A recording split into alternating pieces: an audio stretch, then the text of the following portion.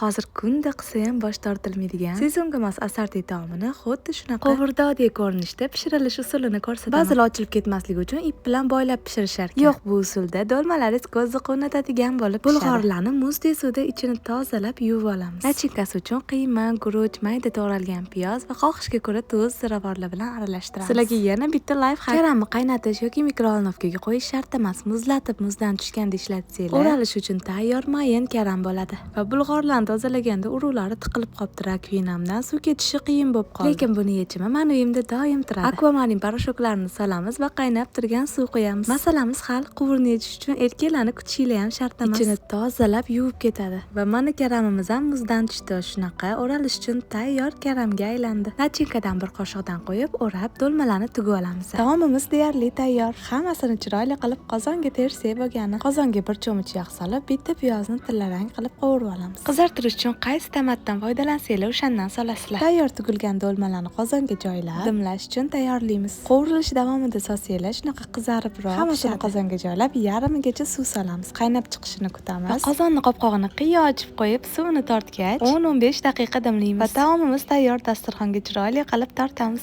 Yoqimli ishtaha.